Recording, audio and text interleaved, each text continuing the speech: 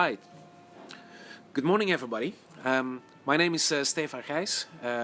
I'm the CEO of Flyolus, an online and on-demand air taxi platform.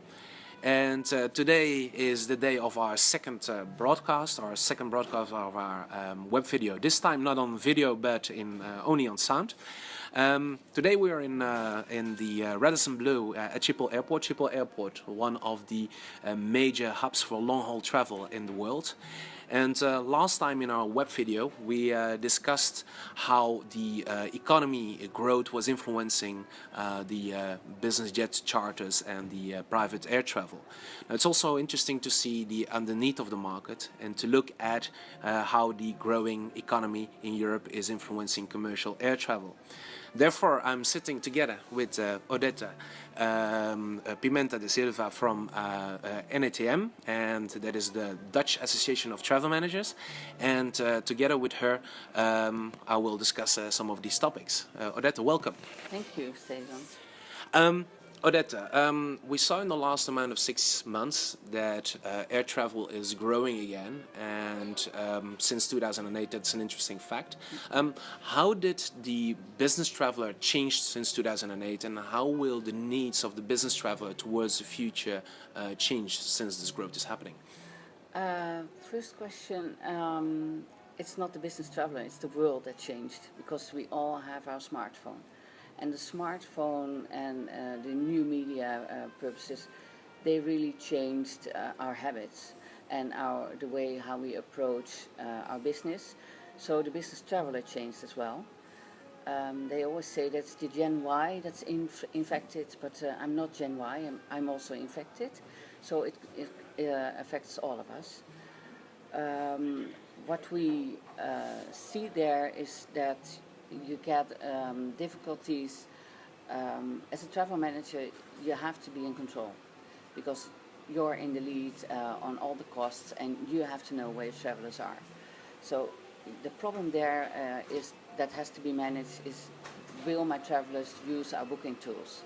And that's something that you have to manage related to communication.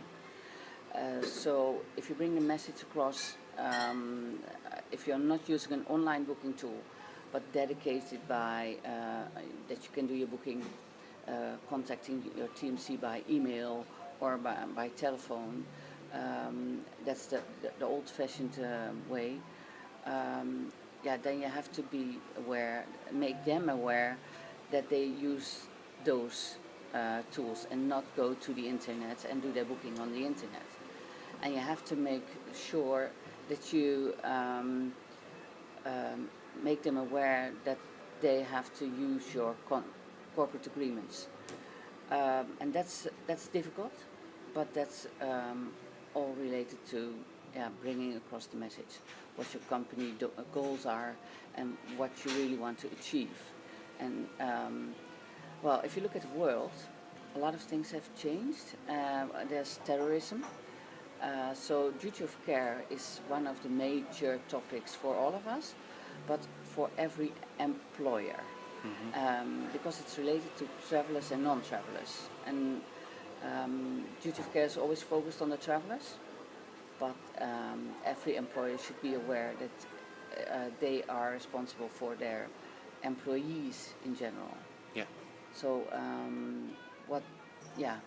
if you use an online booking tool, then there's always a challenge that your travelers use that online booking tool and avoid, you have to avoid, let them not go to their own leisure booking tools. Yeah, I see your point. And you have to make them aware that traveling for business is something different than booking your holidays, and that the rates are different. And that that you have an agreement as a travel manager with your suppliers based on their preferences. And as long as you attract them to your own tool, that's the main concern. The main point, I see your point. Yeah. Well, the availability of these kind of tools, of course, also generated a differentiation of distribution channels. On top of that, also, commissions for travel managers and travel management companies have been usually reduced in Europe to almost zero. How is the travel manager therefore having to shape himself or having to change himself towards the future so that he can adapt to these changes, being distribution diversity and commission decrease? Commission is not something, then I'm talking based on my own experience. I never had to do with anything of commissions. Okay. That's behind the scenes. Okay. That's how I always look at it. Commissions are something that is affecting from TMC and onwards, and it's not affecting the travel manager. Say again. Let's say how is the differentiation of the distribution channels, like let's say the different NDC channels, but also Lufthansa made their own system, their own distribution channel. Also IAG with let's say the consortium of Iberia and Vueling and BA is also thinking about the direct booking channel, circumventing the global distribution systems. How will these channels change the travel manager function? The function, it won't change the function. It will change in communication. If you look back at what happened with Lufthansa, because that was really the bomb in the airline industry, and that also affected our discussions at NATM events. They put on a fee, and for the travel manager, they immediately got in contact with their TMCs and with their suppliers of their online booking tools, because a business trip has to be booked based on either the cheapest price, the quickest way of traveling. Depends on different parameters.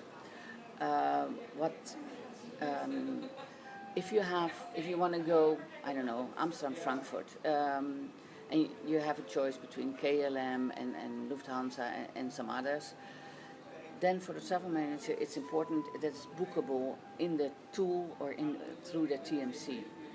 And it can easily be that Lufthansa is cheaper, even if you have to pay the extra fee, because that's all what matters.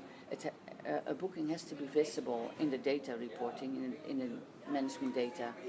It has to be the cheapest way, the easiest way, the quickest way, and the travelers have to be traceable. Mm-hmm. That's all that matters. That's all.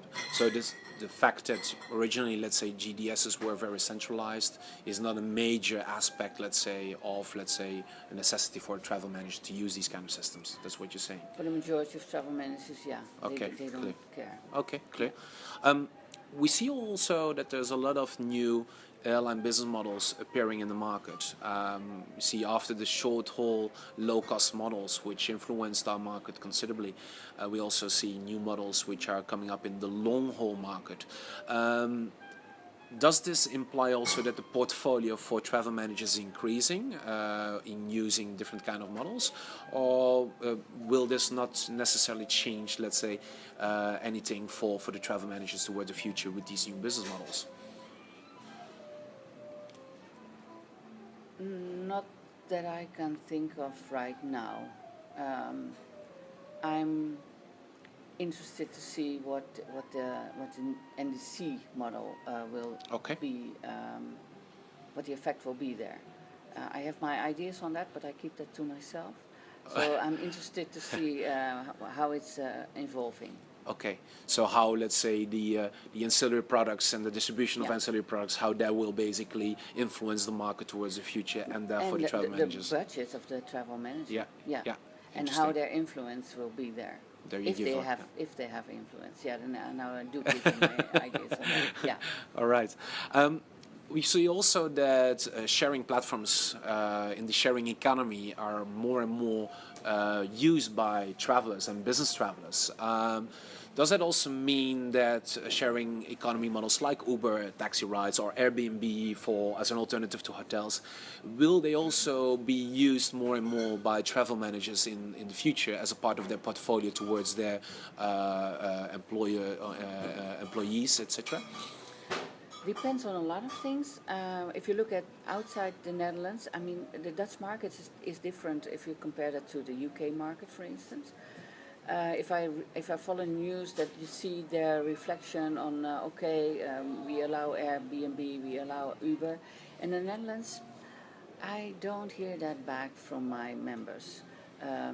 They are still hesitant. Duty of care is top priority, and it's not covered. And it will be interesting because we have our meeting on sharing economy in November, and I'm in touch with Airbnb and Uber to get them over and Okay. to see how our audience will affect to that, how they How will, they will react to respond. that. Okay. Yeah. And do you think they will respond positively, or is it more like neutrally? I do hope that we get some discussion. Okay, that's clear.